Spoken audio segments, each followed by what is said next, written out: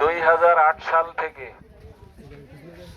আজ অব্দি রাষ্ট্রীয় ক্ষমতায় রয়েছে। আমরা সবাই জানি যে গণতান্ত্রিক দেশে নির্বাচনের মাধ্যমে সংখ্যাগরিষ্ঠের ভিত্তিতে সরকার গঠন হয়। গণপ্রজাতন্ত্রী বাংলাদেশ সরকারের এই আওয়ামী লীগ সরকারে আসার পরে একমাত্র ব্যক্তি তিনি হলেন শেখ হাসিনা। এই বাংলাদেশকে তার বাবার দেশ হিসাবে ক্ষমতা ব্যবহার করেছে।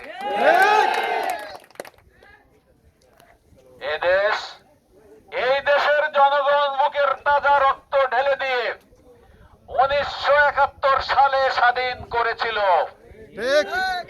আমি সেই সময় পৃথিবীতে আসিনি, আমার জন্ম হয়নি 71 সালে। আমি জানি না মুক্তিযুদ্ধ, আমি দেখিনি। কিন্তু এই শেখ হাসিনার শাসন যখন শুরু হয়েছিল তখন আমার মনে হতো যে আবারও একটি মুক্তিযুদ্ধ এই বাংলাদেশে হবে। সেই মুক্তিযুদ্ধ এই জুলাইতে শুরু হয়েছিল। যুদ্ধ কারা শুরু করেছিল? আমাদের সন্তানেরা।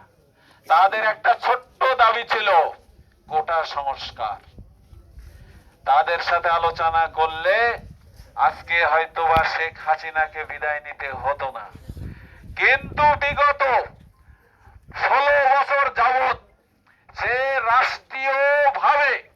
রাষ্ট্রীয় প্রশাসন ব্যবহার করে, এদেশের জনগণের টাকায় গুলি ব্যবহার করে, এদেশের মানুষের টাকায় চাকরিতে নিয়োগ দিয়ে বেতন দেয়া পুলিশ বাহিনী ব্যবহার করে সে মনে করেছিল যারা আজকে রাস্তায় হাউমাউ করছে এসব ছেলেপেলেগুলো আমি বিদায় করতে পারবো।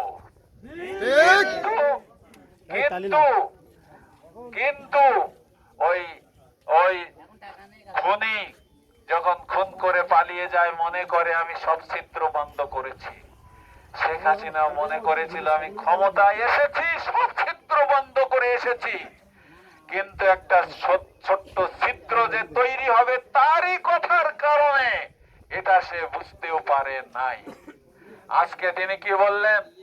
আমি মুক্তিযোদ্ধাদের নাতি নাতনিদের চাকরি দেবো না, তো রাজাকারদের নাতি নাতনিদের চাকরি দেবো। আজকে গোটা বাংলাদেশের সকলকে রাজাকার হিসাবে উনি আখ্যায়িত করলেন। আমি একজন মুক্তিযোদ্ধা পরিবারের সন্তান। আমার চাচা মুক্তিযুদ্ধ থেকে সেনাবাহিনীতে চলে যায়। তিনি হাবিলদার হয়ে মুক্তিযুদ্ধ থেকে রিটায়ার্ড করে খুলনায় বসবাস করছেন। নুরুল আমিন আমার চাচা মুক্তিযোদ্ধা ভাতা পান এবং তিনি ছিলেন একজন বীর মুক্তিযোদ্ধা এবং সৈনিক। আজকে আমরা যারা মাথায় টুপি দিয়েছি, লম্বা জামা আর দাড়ি, সব রাজাকার।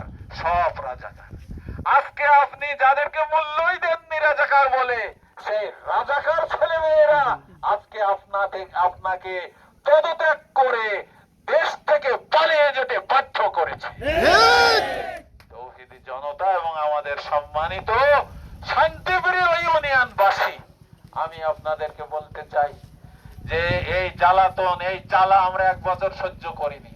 আমি 2.5 বছর চেয়ারম্যান, কিন্তু এই চেয়ারে আমি একদিনও শান্তিতে বসতে পারিনি। আমাকে ভয় দেখায়নি এরকম একেবারে খুব কম লোকই রয়েছে যে আপনাকে সাবধান থাকেন। বছরকে বছর আমরা পালিয়ে বেরিয়েছি। আজকে পুলিশের রিমান্ড ভোগ করেছি, আজকে কারাগার ভোগ করেছি। আজকে কোর্টের বারান্দায় এমন মাস নেই 7-8 বার যাওয়া লাগে না। এই সব মিলিয়ে আমি কাউকে দোষারোপ করি না।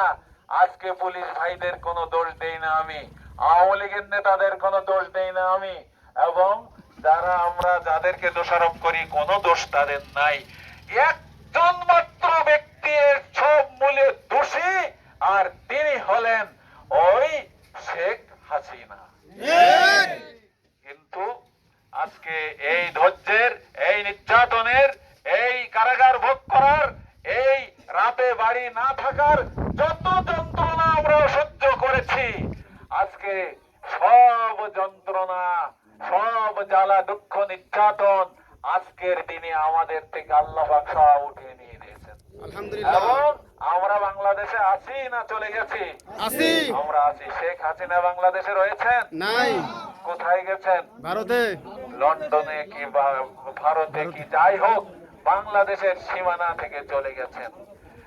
জুলুম যে করে, যে জালেম হয়, বিশ্বের ইতিহাস হলো কোন না কোন দিন তাকে তার মস্তক থেকে অবশ্যই উৎখাত হয়ে চলে যেতে হয়।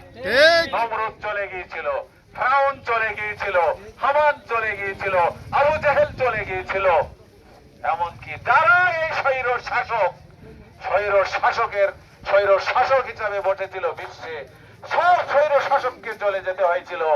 এমনকি হিটলার, সে বিশ্ব জয় করতে চেয়েছিল, হিটলারকেও চলে যেতে হয়েছিল।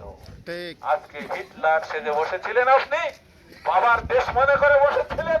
আজকে গণভবনের প্রতিটা ইটের দাম এদেশের জনগণের টাকা দিয়ে গণভবন তৈরি করা, আপনি সেটা নিজের ঘর হিসাবে মনে করে নিয়েছিলেন। আজকে কোথায় গেল আপনার গণভবন?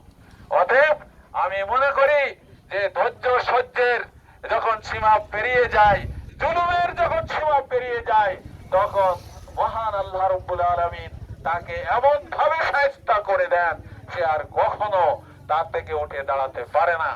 আমাদের আল্লামা দেলোয়ার হোসেন সাঈদীকে আপনি হত্যা করেছেন।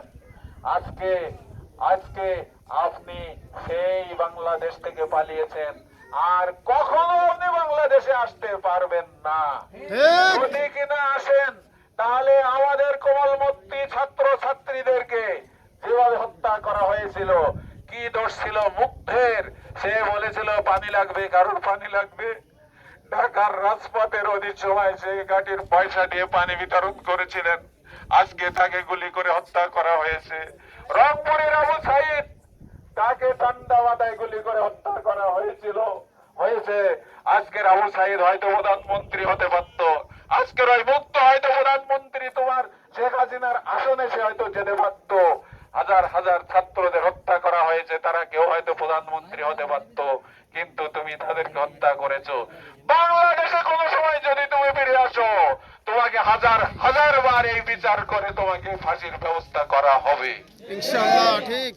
আমি আপনাদের কাছে আহ্বান জানাতে চাই যে এই কথাগুলো আবেগবশত এই জন্যই বলেছি, যারা এখানে রয়েছে আমি চেহারা দেখছি, বহু মানুষ এখানে জেল খেটেছেন। আমাদের পশুখালীতে বাড়িতে বাড়িতে আসামি সব আমরা জেল খেটেছি। এখনো আমাদের কোর্টের বারান্দায় সময় কাটাতে হচ্ছে প্রতি মাসে। এর ক্ষোভ, এর দুঃখ আমরা কখনোই প্রকাশ করতে চাই না, যেহেতু মহান আল্লাহ রাব্বুল আলামিন ব্যবস্থা করে দিয়েছেন। আজকে আমাদের সঙ্গে রয়েছেন আমাদের বাকলায় সম্মানিত কবির ভাই। কি অপরাধ ছিল তাকে ধরে নিয়ে পায় বন্দুক ঠেকিয়ে গুলি করার? আজকে তাকে পঙ্গু করে দেয়া হয়েছে। আপনাদের ইমাম সাহেব, তার কি অপরাধ ছিল তার বাসা থেকে ধরে নিয়ে জেল খাটানোর? তিনিও জেল খেটে চলে আসছেন। হেন অপরাধ করেনি, এই অপরাধ এলাকার ব্যক্তিরা যারা করেছেন আমরা সবাইকে ক্ষমা করে দিচ্ছি। একমাত্র শেখ হাসিনার কারণে তারা এই অপরাধ করেছিল। অতএব আমরা ভুলে গিয়েছি, আমরা এ পর্যন্ত 15-16 বছর ঈদে কোনো আনন্দ করতে পারিনি। 15-16 বছর ধরে আমাদের হৃদয়ে রক্তক্ষরণ অব্যাহত ভাবে ঝরেছিল, কিন্তু আজকে আমরা সব ঈদ মিলে যে আনন্দ হয়, আজকের দিনে আমরা তার চেয়ে বেশি আনন্দ উপভোগ করছি। যারা অপরাধ করেছিল সবাইকে ক্ষমা, সবাইকে সাধারণ ক্ষমা। আমরা আমাদের ইউনিয়নে 3 ভাগের 1 ভাগ হিন্দু ভাই বোনেরা বাস করে, সবাই শান্তি প্রিয়। আমাদের কোন হিন্দু ভাই বোন তিল পরিমাণ অন্যায় করেনি। অতএব আমাদের কথার মাধ্যমে তারা যেন সামান্য আঘাত না পায়, এবং আমাদের কারণে তাদের চারানা পয়সার জন্য ক্ষতি না হয়, এদিকে আমাদের খেয়াল রাখতে হবে। যারা চুরি ডাকাতি করে, আমি পরিষ্কার ঘোষণা দিলাম, আজকে যদি কোনো ঘেরে তারা ধরা পড়ে, আপনারা যদি ধরতে পারেন ঘেরে, তাহলে রিয়াসাত সাহেব যে অর্ডার করেছিলেন সেই একই অর্ডার আপনারা ধরে বেঁধে রাখবেন। তার কি ব্যবস্থা করা লাগে আমরা ইনশাল্লাহ করব। আমি এতদিন চেয়ারম্যানই করতে পারিনি, এটাই সত্যি কথা, কিন্তু আজকের থেকে আমি সোবনালী ইউনিয়নের চেয়ারম্যান। আজকে থেকে আমি সোবনালী ইউনিয়নের চেয়ারম্যান। যদি কেউ দুর্বল মনে করেন, নিশ্চয় তিনি বোকার স্বর্গে বাস করবেন। যদি আমাদেরকে আমাদের সরল সহজ কথাবার্তাকে মূল্যহীন মনে করেন, যত বড় শক্তিশালী আসেন না কেন, তার ব্যবস্থা ইনশাল্লাহ আমি নিয়ে ছাড়ব। পরিষ্কার ঘোষণা, আজকে থেকে আমি চেয়ারম্যান। এতদিন আমি চেয়ারম্যান, নাম কাস্তেই চেয়ারম্যান ছিলাম। আমি আপনাদেরকে পরিষ্কার ঘোষণা দিলাম যে আমাদের হিন্দু ভাইরা, আমাদের মুসলিমরা, আমরা সবাই মিলে ঐক্যবদ্ধ হয়ে আমাদের ইউনিয়নকে সামনে নিয়ে যাব। সামনে নিয়ে যাব, শত্রুতামূলক কারোর সাথে আমরা আচার ব্যবহার করব না। এই আহ্বান রেখে আজকের রাজপথে, আজকের গ্রামগঞ্জ, বাংলাদেশের সর্বত্র চলছে আনন্দ মিছিল। আজকে আমরা তার অংশ হিসাবে করলাম। জামাত ইসলামী নিষিদ্ধ করেছে শেখ হাসিনা, নিজেই নিষিদ্ধ হয়ে চলে গেছে। শিবির নিষিদ্ধ করেছেন, নিজের ছাত্রলীগ নিষিদ্ধ হয়ে চলে গেছে। জামাত ইসলামের কেন্দ্রীয় অফিস সহ, জেলা অফিস সহ, উপজেলা সহ সকল অফিস ইতিমধ্যে খুলে গেছে। আমরা সকল নেতৃবৃন্দ জামাত ইসলামের অফিস করবে, এখন থেকে শুরু হয়ে গেছে অফিস। অতএব আমরা শান্তিপূর্ণ ভাবে দেশকে এগিয়ে নিয়ে যাব, কোন অশান্তি আমাদের মাধ্যমে হবে না। কেউ যদি অশান্তি করতে আসেন, তাহলে তার ব্যবস্থা ইনশাল্লাহ আমরা করব। সবাইকে ধন্যবাদ।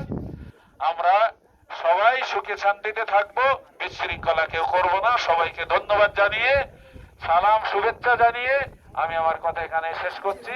আল্লাহ হাফেজ। বাংলাদেশ জিন্দাবাদ।